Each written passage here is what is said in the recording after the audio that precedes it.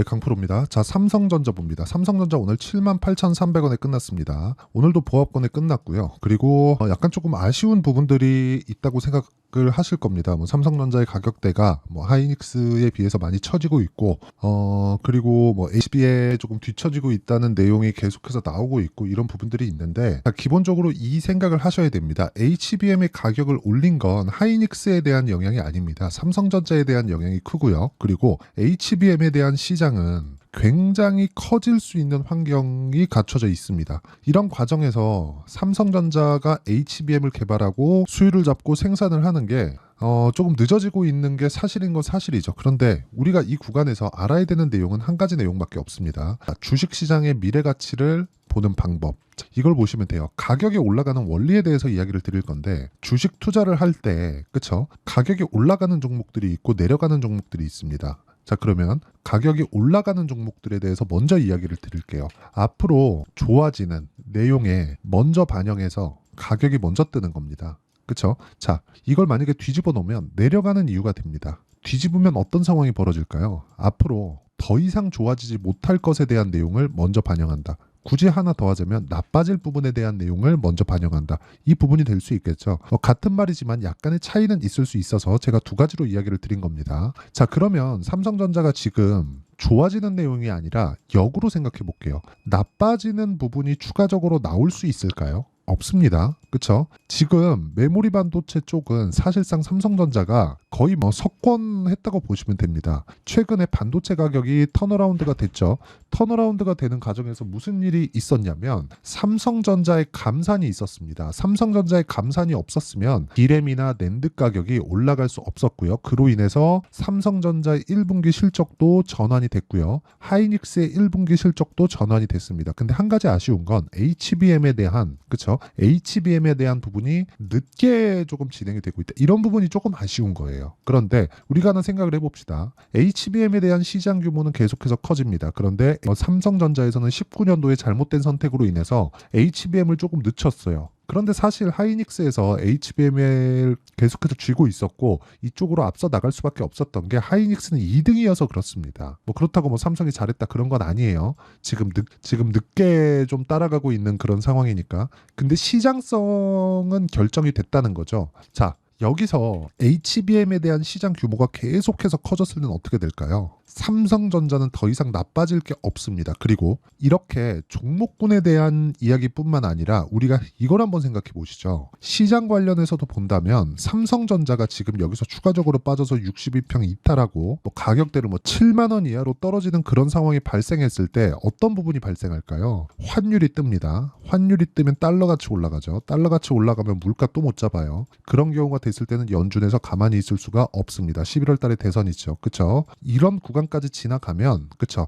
삼성전자는 여기서 추가적으로 떨어질 수 있는 환경이 나오지 않습니다. 근데 이것도 아까 전에 제가 말씀드린 내용과 같아지는 내용인데 그 이야기가 뭐냐? 자, 보세요. 삼성전자가 하이닉스 대비해서 낮은 가격대예요. 절대적인 시가총액은 3배에서 거의 한 4배 가까이 차이가 나죠. 그건 맞습니다. 그런데 삼성전자에 대한 고점 기준에서 봤을 때는 하이닉스는 이미 고점을 넘어서 사상 최고가 구간에 있지만 삼성전자는 아직 21년도에 달성해 놓은 한 9만 원대의 고가도 탈환하지 못하고 있는 그런 상황입니다. 근데 그런 상황에서 엔비디아나 이런 부분에 대한 내용으로 인해서 뭔가 가격 부담을 받고 있고 미증시도 많이 올랐으니까 여기서 더 떨어질 수도 있다. 위에서 찍어 누르면 내리는 거니까. 만약에 그렇다면, 그쵸? 만약에 그런 상황이 벌어진다면 삼성전자의 가격대가 더 높아야 된다는 거죠. 지금 가격대에 있으면 안 돼요. 여기서 우리가 이걸 한번 보시죠. 삼성전자는 물론 DS 부분, 그쵸?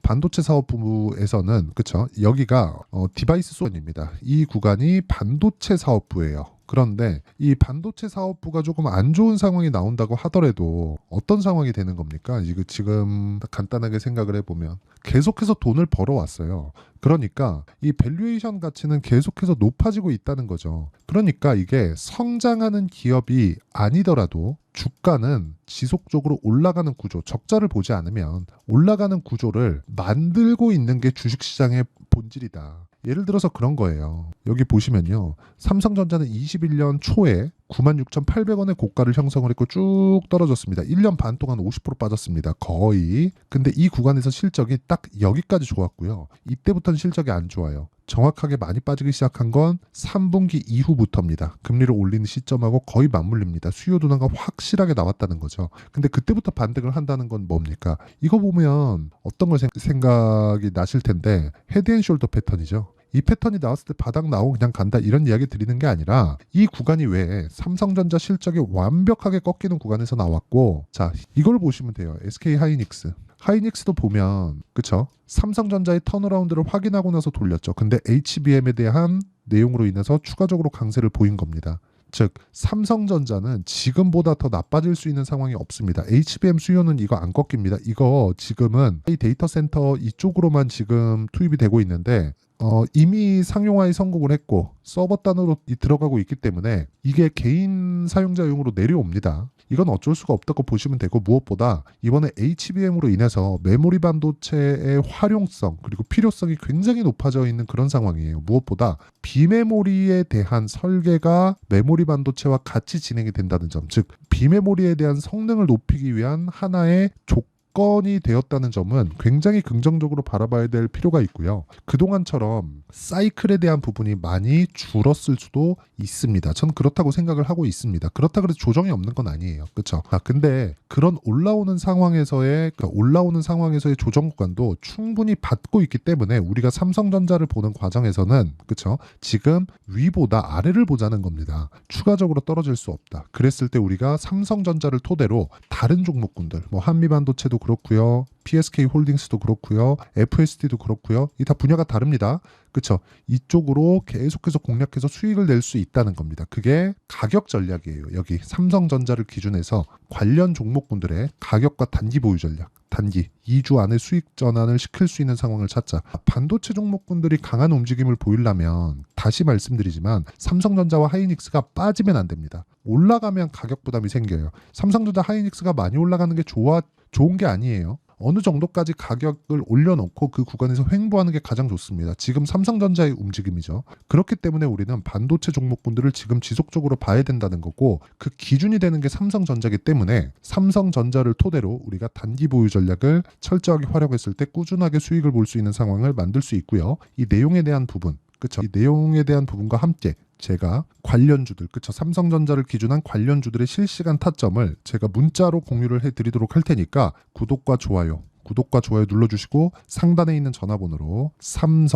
삼성이라고 문자 보내주시는 분들에 한해서만 제가 단기 보유 전략 그리고 실시간 타점을 공유해 드리도록 하겠습니다. 다 무료로 진행하고 있고요. 자, 그리고 이 내용에 대해서 그쵸? 제가 실시간 타점 그리고 이렇게 대형주군에서 이야기를 드리는 것처럼 이렇게 가격대에 대한 부분, 가격이 먼저 반영하니까 오를 때도 그렇고 내릴 때도 마찬가지입니다. 이렇게 이해를 했을 때 어떤 매매를 할 수 있는지까지 제가 보여드리겠습니다. 자, 내용 보시면 이렇습니다. 자, 대한전선. 최근에 전기 관련주들 굉장히 강하죠. 전선, 구리가, 변압기 이쪽 강합니다. 이것도 A 때문에 그렇습니다. 자, 근데 내용 보세요. 올라가는 구간에 정확하게 신고가 구간에서 공략을 하고 있죠. 반도체 종목군을 보는 이유가 이런 것 때문에 그렇습니다. 그랬을 때 거의 한 2주 정도의 기간 동안 25% 수익 이런 상황을 지속적으로 만들 수 있고요. 이 내용에 대한 부분을 여기 소통방에서 제가 10억 만들기 프로젝트를 진행해서 모두 무료로 공유를 해드리고 있습니다. 예를 들어서 오늘 같은 경우에도 그래요. 시장가 매수 8시 54분, 2구산업 시장가 매수 8시 55분 이렇게 장 시작 전에 공유를 해드리고 있는데 여기 KBI 메탈 자 보시면 오늘도 12%대 급등이 나왔지만 이미 강한 구간에서 매매가 꾸준하게 이루어지고 있었다는 점이 중요합니다. 그리고 이 내용에 대한 부분을 제가 여기 소통방에서 다 공유를 하고 있으니까 구독과 좋아요 눌러주시고 상단에 있는 전화번호로 구독 또는 10억이라고 문자 보내주시면 제가 소통방 입장 링크를 무료로 공개를 해드리도록 하겠습니다. 자, 그러면 어떤 류의 종목을 하는지 뭐 다들 동일합니다. 매매하는 구간 중에서 저도 깨지는 구간이 있죠. 예를 들어서 그래요. 제가 지금 두산을 보유하고 있는데 두산을 이틀 딱 매수하고 지금 오늘은 한 4% 정도 떨어졌습니다. 근데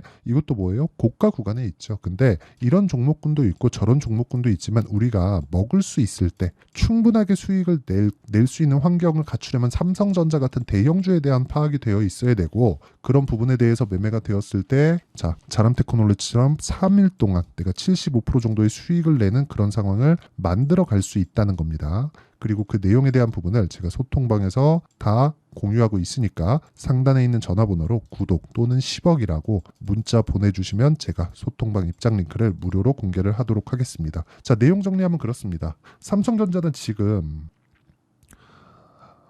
추가적으로 올라갈 수 있지만 그건 HBM에 대한 내용이 나와야 된다. HBM에 대한 내용은 저는 그냥 확정 났다고 보고 있지만, HBM이 우리가 기본적으로 이렇게 한번 생각을 해보자고요. HBM이 앞으로 확장되는데 삼성전자에서 못할까요? 연예인 걱정하고 삼성전자 걱정하지 말라 그러죠. 걱정 안 하셔도 됩니다. 시기의 차이일 뿐이지 어쩔 수 없이 삼성전자도 HBM을 할 수밖에 없고, 그런 과정에서 한 파일을 가져갈 겁니다. 그럼 그 구간에서 우리가 꾸준하게 어느 정도의 가격대를 잡았을 때 꾸준하게 수익을 낼 수 있는 상황을 만들 수 있다는 거고, 그 내용에 대해서 이해를 했을 때 그쵸? 타점이 정말 중요하다는 걸 알게 될 거다. 그 내용에 대한 부분을 제가 소통방에서 공유하고 있고요. 무엇보다 이 정도 했을 때 어느 정도까지 성과를 낼 수 있고, 내가 다음 종목은 어떤 종목을 잡아야 되는지 그 내용에 대해서 다 이해를 시켜드리도록 할 테니까 영상 끝까지 시청하시고요. 모든 분들이 성공 투자하셨으면 참 좋겠습니다. 자, 24년도가 돼서도 시장은 여전히 어렵습니다. 자, 근데 시장은 항상 어려울 거예요. 앞으로도 계속해서 어려워질 겁니다. 자, 근데 제가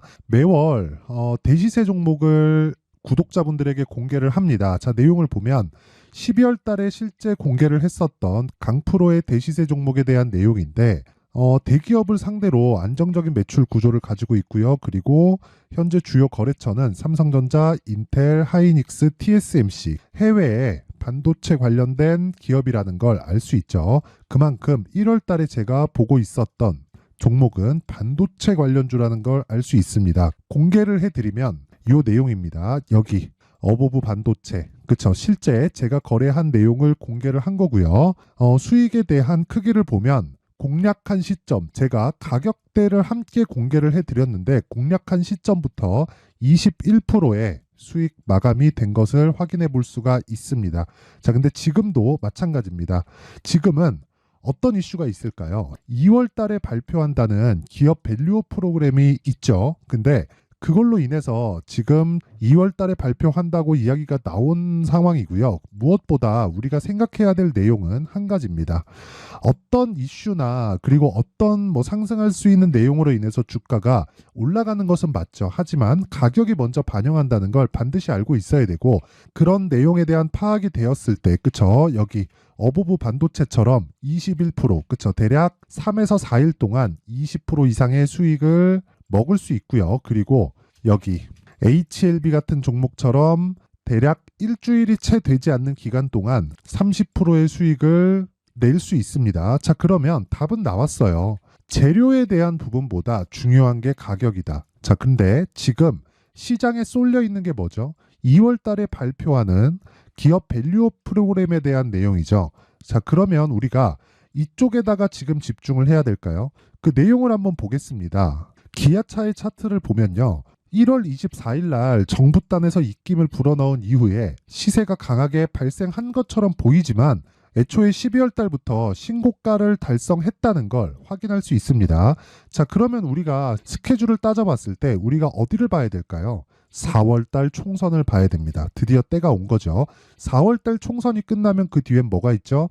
대선 전국으로 들어갑니다. 그러면 우리는 4월 달 총선부터 시작해서 대선까지 이어질 수 있는 종목을 찾는 게 정말 중요합니다. 그게 정부 정책의 방향과 그리고 스케줄에 맞춰서 가는 거예요. 정치적인 상황에 따라서 주가가 움직이는 걸 우리는 수도 없이 많이 봐왔기 때문에 스케줄에 맞춰서 가는 게 지금으로서는 답이 될 수 있습니다. 그리고 무엇보다 어느 정도의 시세를 내는지 그 첫 번째 단계인 상황을, 그쵸? 제가 12월 달 밝혀드렸었던 대시세 종목으로 이미 공개를 해드렸기 때문에, 그쵸?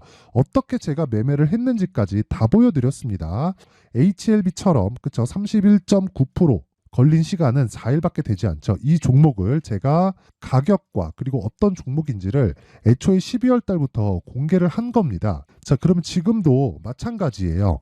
앞서서 제가 말씀드렸었던 23년도에 했었던 여러 가지 종목들이 있죠. 한미반도체 같은 종목들도 여기 소통방에서 모두 공개를 해서 실제로 10,000원부터 60,000원까지 상승한 내역이 있고요. 왜 공략을 했는지를 제가 다 공개를 해드렸습니다. 근데 지금도 마찬가지라는 거죠. 정부 정책의 방향에 맞춰서 또는 선거 스케줄에 맞춰서 매매를 이어가야 될 때가 됐고요. 제가 총선 관련된 큰 시세가 나올 수 있는 대시세 종목을 준비를 해놨습니다. 길게 말씀드리지 않겠습니다. 모든 종목들은 신고가를 달성하면서 대시세 준비를 하게 되고요. 신고가를 공략했을 때 내가 시장에 주도주를 잡을 수 있는데 지금은 총선에 집중하는 게 맞다. 그래서 총선 관련된 그리고 대선까지 이어질 수 있는 종목을 준비를 해놨는데 지금부터 준비를 하셔야 나중에 고가에 올라가서도 꾸준하게 매매를 이어갈 수 있습니다. 자꾸 막 손절하고 매매하는 과정에서 너무 어렵다 하시는 분들은요. 이 종목 딱 받아가서 큰 수익 내셨으면 좋겠고요. 이 종목은 상단에 있는 전화번호로 대시세라고 문자를 보내주시는 분들에 한해서만 제가 총선 그리고 대선까지 이어질 수 있는 종목을 공개해 드리도록 할 테니까 상단에 있는 전화번호로 대시세라고 문자를 보내주시고요. 그리고 구독과 좋아요 꼭 좀 부탁드리겠습니다. 시장은 정말 어렵습니다. 자, 그래서 모든 분들이 성공 투자하셨으면 좋겠고요. 기본적으로 가격에 대한 파악을 하면서 큰 수익을 내셨으면 좋겠습니다.